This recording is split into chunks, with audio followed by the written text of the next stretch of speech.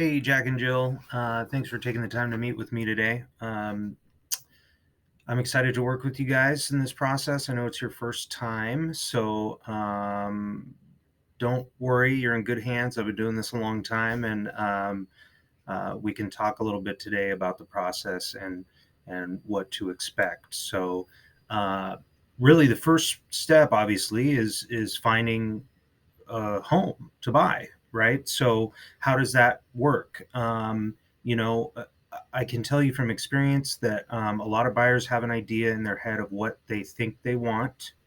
And a lot of times by the end of that process, a lot of those ideas and notions have changed based on what they've seen and experienced. And, um, uh, part of that process is just getting out there and looking at homes. So, a lot of my buyers expressed to me that they feel bad because they maybe want to see a house that they know they can't afford, or that they know maybe isn't the right fit, but they're kind of interested in a certain thing about it.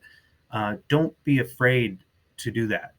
This is what I do for a living. I do this because I love to do it.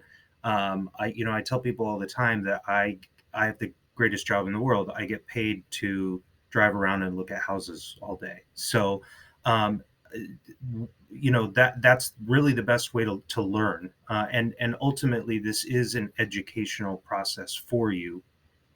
So let's get out to houses that are kind of funky and have a weird layout, or out of your budget, because this is how you're going to learn what is in your budget, and what sort of finishes and things you'll see in things that are outside your budget and not. So, um, typically properties come on the market every Thursday or Friday. It's pretty common for brokers to list on those days to gear up, get ready for the weekend. People work during the week. They want to get out and see houses on weekends. I know not everybody's schedule is like that, but kind of that's typically kind of how it works.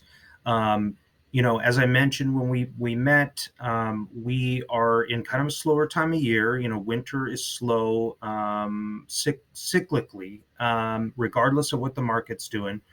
The market peaks in the spring, usually around May or June, and then kind of goes down and bottoms out in December, January. So we're just kind of now ramping up to that busy spring season.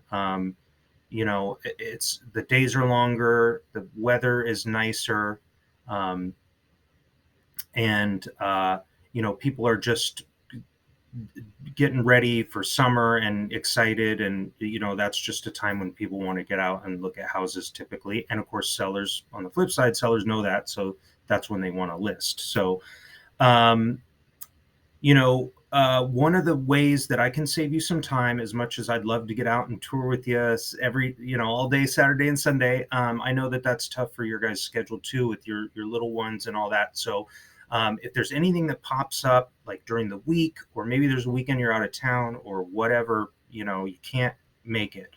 Um, let me know. I do video tours all the time for clients. It's super easy. I record them on my phone, upload them to YouTube. You can watch them at your convenience, on your couch, in your living room. I don't just walk through and take a video. I'm very thorough. I like to open up cabinets and cupboards and drawers and look at the finishes and the quality of the finishes, and I will point things out. I will not be shy if I see negative things about the home. So I really try to be thorough for you, to give you a good experience, and then that will give you a good idea of whether you want to then take the next step of getting in there in person, which I would definitely recommend. Um, but the early process is getting out there and doing what I like to call dry runs. They're really just like, you're not going to buy a home that the first home you walk into, right? You didn't want to buy the one that we met at, right? So like I said, we'll grab a bunch, and get out whenever we can. 2, 3, 4, 5 max is usually kind of where you want to limit it at. You're going to expect about 30 minutes of showing, plus commute time. So, 4 5 houses, you're looking at 2.5 hours, and that can get, that can start to get long for anyone. So, um, but and then quickly, once we find a place, the typical closing process is around 30 to 45 days once you have mutual acceptance of your offer. So, keep that in mind when you're searching. I know that you guys said you're not in a hurry, but that you want to get into a place by spring. So, we're getting down to the wire, right? So, keep in mind that a month to a month and a half of that process is going to be in contract. So we would need to find a home before then. So let's dive into the offer process, right? So what's an offer? It's a written agreement between a buyer and a seller. So just like a lot of purchases, you're putting your agreement in writing with the buyer and the seller, the terms of that agreement, right? It's a legal binding contract. So, offers can differ in their components based on the type of property and where it's located, and frankly, the kind of market that you're in at the time. So, for example, you might be making an offer on a property that has a septic and a well, so we would have to include contingencies and language in there to address those things, to make sure that those are covered. Um, and to talk about location, the septic language that they use for Snohomish properties is different than they use for King County properties and Pierce counties and so on. So, um, but to kind of get back to those, so what are contingencies? They're basically protections for you as the buyer. So they protect you in the event that you want to back out of the deal. You find something that you don't like, um, that you didn't anticipate, or circumstances change, or whatever the case may be. It allows you to back out of the contract and get your earnest money back. So, um, uh, going backing up a little bit, what is earnest money? It's a lot of people call it your skin in the game. Um, it, the best way I like to describe it is like a security deposit. So when you want it, when you rented the apartment you're in now, you probably had to put a security deposit down, as collateral for damage and things like that. So kind of similar to that, you're putting up a chunk of money, usually 1 to 3% is typical in a competitive market. It can get up to 5%, which is the maximum allowable damages for a seller to retain in the event of a breach of contract. But that money is held in escrow, which is a neutral third party that will hold on to that until basically one of three things happens. Everything goes well, rainbows and puppy dogs, and we get to closing, and it goes towards your purchase price and or your down payment, basically. Um, Two, you use one of your contingencies to back out of the contract legally, that you have every right to do, and you get that earnest money back. Or you default and breach the contract, in which case the seller gets to keep that money as damages. Now, you're probably wondering how often that happens. Very, very rarely. I've been doing this for 13 years. I've probably seen 2 earnest money disputes, and only one where the buyer lost their earnest money. So it is very, very rare. There are many, many protections for the buyer in this process. So getting back to contingencies and protecting your earnest money. The most important probably is your inspection contingency. That's going to allow you time to get into the home, inspect it, see if there's anything wrong, decide whether you want to move forward, and if so, whether you want the seller to do repairs, give you money in lieu of repairs, or some combination of the two. Um, You will have your financing contingency too. I know that you are getting a loan and working out your financing with your lender. So the financing is right up there too. The financing contingency survives the closing date in the contract. In other words, we can get all the way until the day before closing. And if you lose your job and are unable to obtain financing, we can terminate the contract and you will get your earnest money back. So it's a huge, huge protection for you because you never know what's going to happen, right? Life happens. God forbid you get hurt and have to go on disability or something to that effect.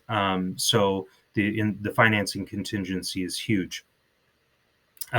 Built into that contingency is the appraisal contingency, which as part of the loan process, your lender is going to order an appraisal. An appraiser is going to go out to appraise the property for the bank, for the lender. So this is so that they know that they're not loaning too much money on a home that's maybe worth less than the loan amount, because what they're trying to get is that loan to value ratio, right? So in the event that the appraisal comes in lower than the purchase price, then there are safeguards in place to protect you there as well, where we can go back to the seller and negotiate a lower purchase price. If you can't come to terms, we can back out of the deal, or we can find a middle ground with them somewhere. So I talked about septic and well. Those are similar to the inspection. If there's a septic and well, you want to get those inspected, make sure they're pumped, functional, working fine. Those are in there too. I know that you don't have a place to sell, but there are also other offers. We may be competing with other offers that have to sell their home, and those are contingent offers, less strong, so we won't get into that too much.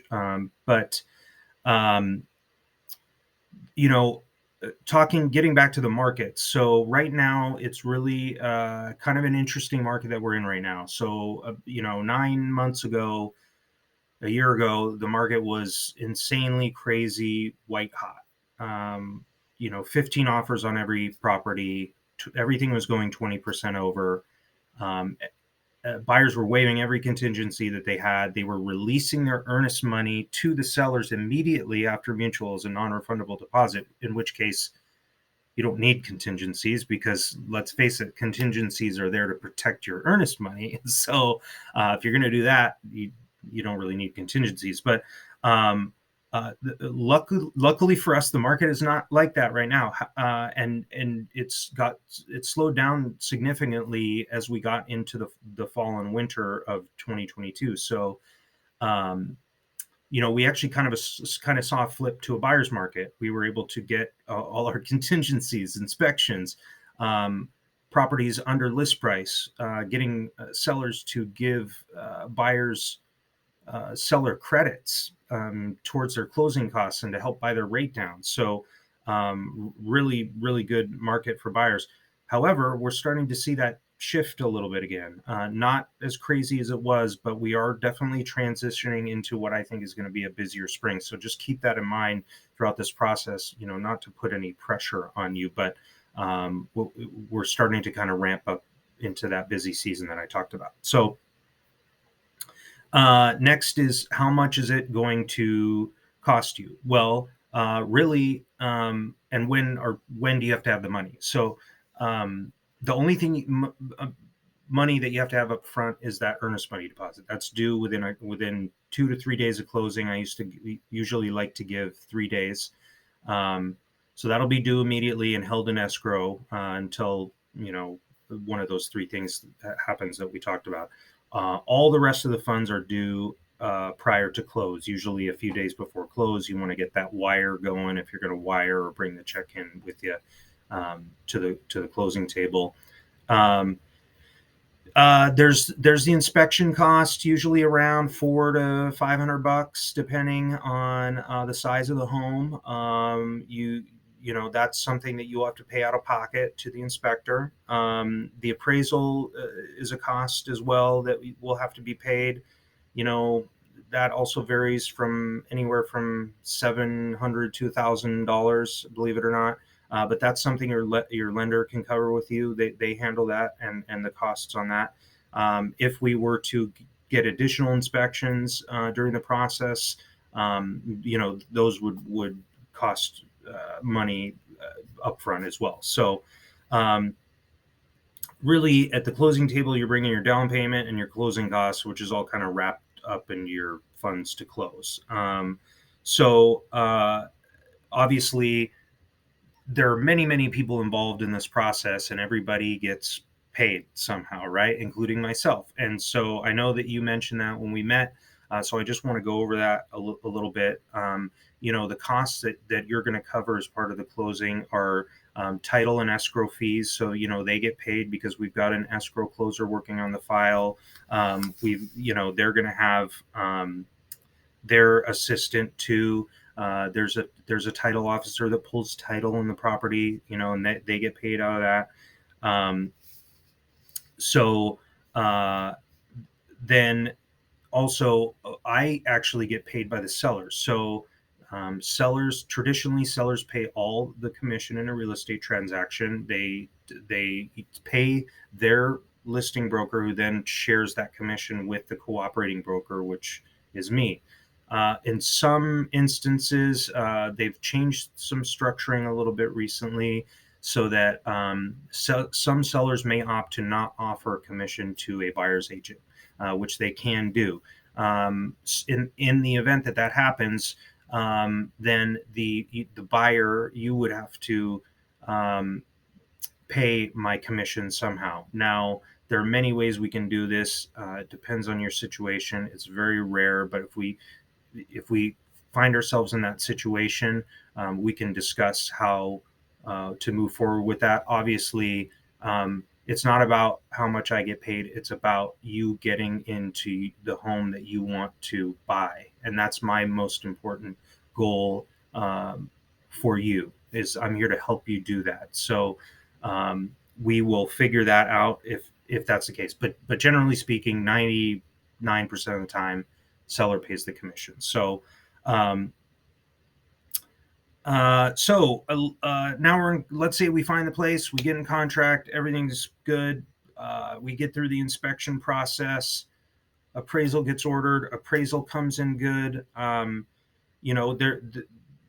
Really at that point, the ball is in the lender's court. We have done most of the heavy lifting. We've handed the baton to them.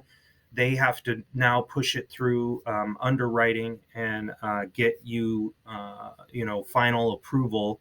And then, which, usually takes, depends. Some lenders can do it quickly.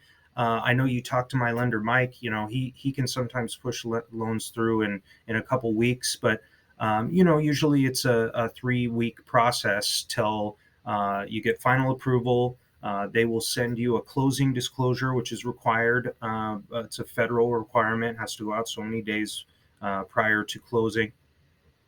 And then underwriting will send loan docs to escrow. Escrow will then coordinate with the lender to balance, so they make sure that their numbers balance with the lender's numbers, and they usually go back and forth and iron all that out. And then once that's done, then escrow will schedule signings. So they schedule the buyer and seller to sign. They'll be calling you to come in to the office to sign, or if you're out of town, remote, somewhere else, or just it's not convenient to get to the office, they have mobile notaries as well. They make it very, very convenient to get that done. So so you sign, and then the day of closing, lender wires their funds. You hopefully have wired your funds already or brought your check to escrow, and then on the day of closing, escrow releases to record. And what that means is they're basically releasing all of the paperwork to be recorded with the county. Believe it or not, they do still send a courier down to the courthouse they have to have the physical signed paperwork, not scanned copies, although they do upload those as well. Once that's done, it depends on when escrow is ready to go. But if they release in the morning, usually we can have recording numbers in the afternoon, which means that it is officially recorded and closed with the county. Lately, the King County especially has been very busy. So if escrow releases late in the afternoon, sometimes you may not get recording numbers back that day. But we do put an addendum in the contract that covers that everything is insured and coverable and considered closed on the day that they release. So you don't have to worry about that. Say it's a Friday and we don't get numbers, you don't have to wait till Monday. But that week of closing, we're going to want to do a final walkthrough. So really the only times you're able to get in the house is that initial showing, the inspection during the inspection process, and whatever inspections are needed. And then we do a final walkthrough, usually the week of closing, a couple days before, to make sure everything's in the same condition that it was when we made an offer on the house. No damage, no missing appliances, everything's functional, things like that. So, and then on the day of closing, I meet you to give you your keys. Ideally, I meet you at the house, but I can meet you wherever, and the house is yours. And I've got your gift for you, and you are on to the next chapter of your life, a pretty amazing chapter for you. So, anyway, just to wrap up here, just want to make sure we dial in your MLS search.